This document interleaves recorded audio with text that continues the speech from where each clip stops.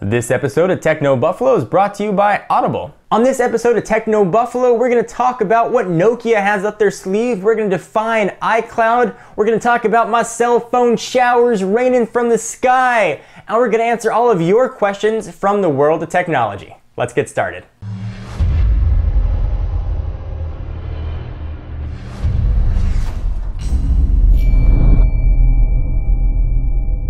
Welcome everyone to another edition of Ask the Buffalo. This is a chance where you get to ask me, John Rettinger, any question you have from the wide world of technology with a little dose of awesome sauce to spice things up. You can ask your questions in one of two ways. First, you can go ahead and send it to me on Twitter at John4Lakers or at TechnoBuffalo. Just have to use the hashtag AskTheBee and you can ask anything you want. Otherwise, you can check out TechnoBuffalo.com. Once a week, we will post an article up on the site asking for your questions, and you can leave those right down in the comments. So, let's go ahead and jump into question number one. So the first question comes from Twitter. User InfinityPark003 asks, John, do you think that the Nokia partnership with Microsoft is going to be a success? We got the first super secret sauce sneak preview of the device codenamed C-Ray.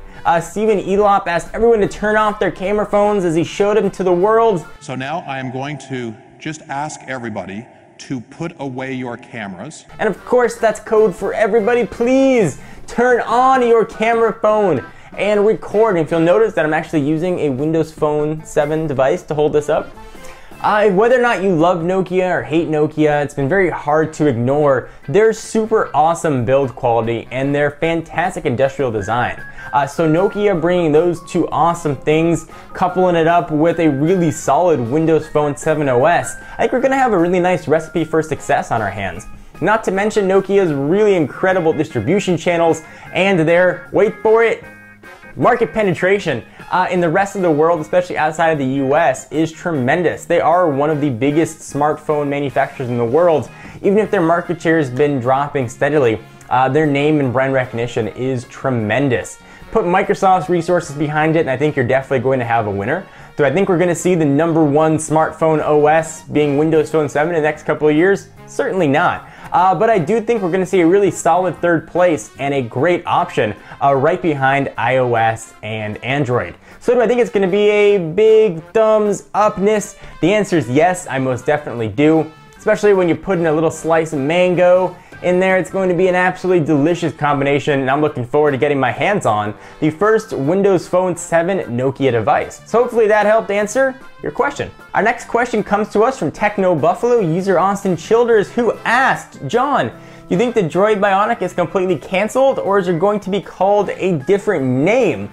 We first saw the Droid Bionic, if you remember, back at CES 2011 at Verizon's awesome Don't Ask Us About the iPhone keynote when they announced some really cool 4G LTE devices which have already come to market, including the LG Revolution. So many new phones, so little time, but they're all from Verizon. Guys, slow down. I got the trophy, we'll do that one later. It's the LG Revolution. The Droid Charge, and a few of their MiFi devices. But what we haven't seen is the Bionic, which is supposed to be the first dual core. That's 2 for the number of cores smartphone 4G capable on Verizon. Right now, the 4G devices are only single core, and the only dual core device does not have that 4th G in the Motorola Droid X2. So we're supposed to have already seen the release of the Droid Bionic, but we kept hearing it got canceled and canceled and canceled and delayed and delayed. In fact, we were one of the first sites that actually reported officially on the delay. However, Motorola is now taking to Twitter to say the Droid Bionic is indeed coming. Probably going to be a little bit retweaked from what we initially saw at CES, but it is going to be here. So if you want some dual core action on the nation's largest LTE network, you're going to be able to get it. Hopefully all the bugs that they had have been worked out so you can get through a full day of battery life. And if you want to get your benchmarking on and your fast downloads on, stay tuned for more information on the Droid Bionic. Alright, our next question comes from TechnoBuffalo website as well, from user Tanner E, who asks, John, do you think that the cell phone industry will become completely smartphone, or do you think that the dumb phone will have a chance in the business? And dumb phone doesn't necessarily mean a dumb phone for dumb people. It was just the term smartphones is becoming so widespread as something that was completely juxtaposed to smartphone. It was called a dumb phone. Doesn't mean that it's any less special. Doesn't ride the smartphone short bus to school. It rides in a regular car just like everyone else. But the era of phones that just make phone calls is very quickly coming to an end. We can hold a eulogy in the Razor's honor. Alright, it's been eulogized. Smartphones are doing more and more. Phones themselves are doing more and more. It's almost next to impossible to find a phone that doesn't have a calendar built in that you can't check email on. Every flip phone you can buy from every carrier now has that functionality built in.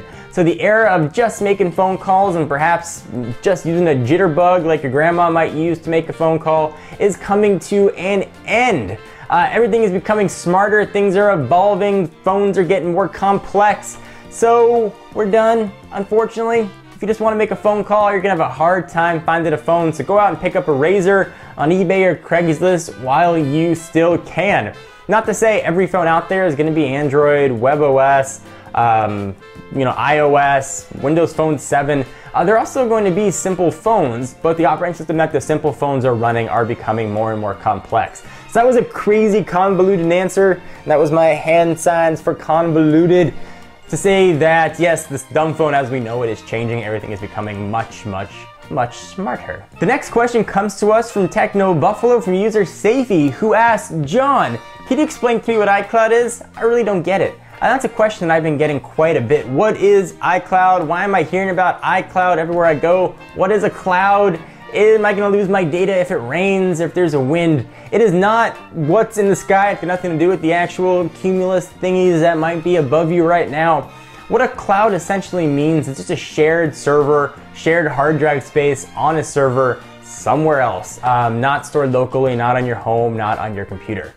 So what Apple's iCloud is, and that's sort of the baked-in cloud computing that's in Apple's new iOS. We're gonna see it integrated into their next generation operating system called Lion.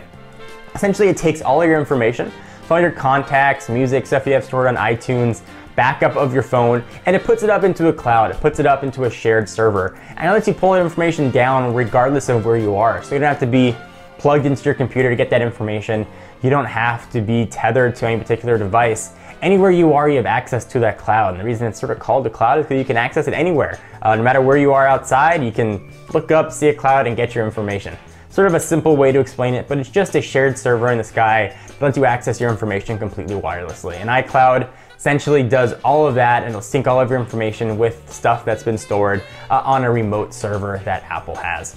So oversimplistic explanation, but I hope that you found it useful. So I'd like to take a minute to thank our friends and sponsors at audible.com, the best way to get audiobooks on your MP3 player of choice, including iPhone or iPod Touch. I actually just finished Freakonomics. It took me about 4 days in the car. It's a book I've been dying to read, but haven't had a chance to actually sit down and read the actual book. Audible.com lets you catch up on all your reading while you are driving, walking, anywhere that you have access to an MP3 player. If you want to check out Freakonomics or any of Audible's 75,000 titles, be sure to check out audiblepodcast.com/techno. You can download a free audiobook of your choice. Awesome way to catch up, it's super convenient, it's fun, and you get a chance to use your cell phone or your MP3 player. Another cool thing you can do with electronics. So thank you again to our friends at Audible.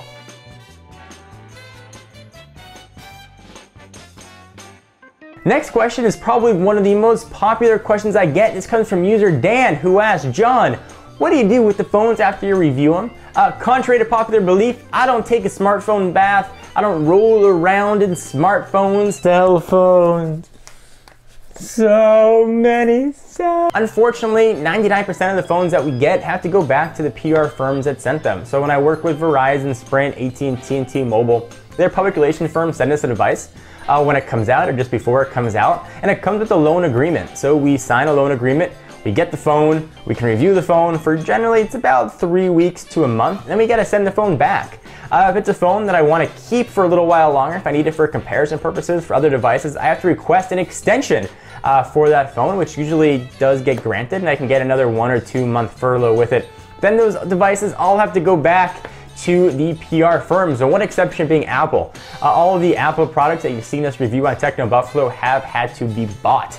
So that's how it works. We get them just for a quick period, then we got to send them back. The same is true with all the tablets that we get our hands on. So hopefully that helped and demystify a bit for what goes on behind the curtains at TechnoBuffalo and tech reviewers in general. And speaking of the entire tech reviewing industry, that ties into our last question who comes to us from Twitter. This is user Tom of Action, who asks, is it possible to be professional as a reviewer while being non-biased? If so, then how? Man, this is a question that I really have been getting quite a bit.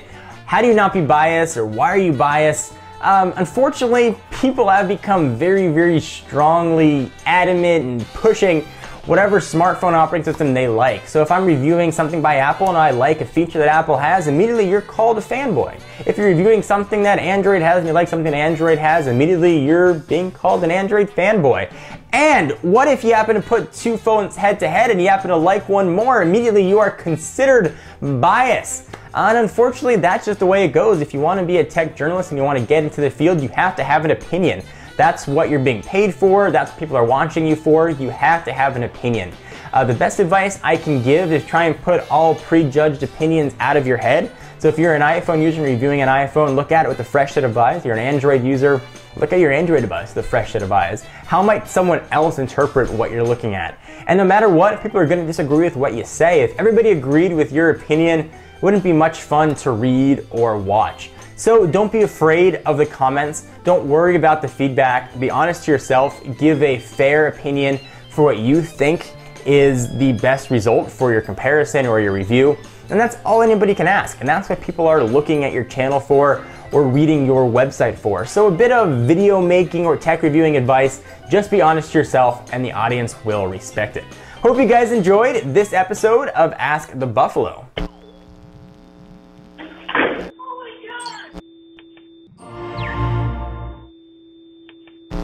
I'm gonna play Mario theme song with my eyebrows. Ready?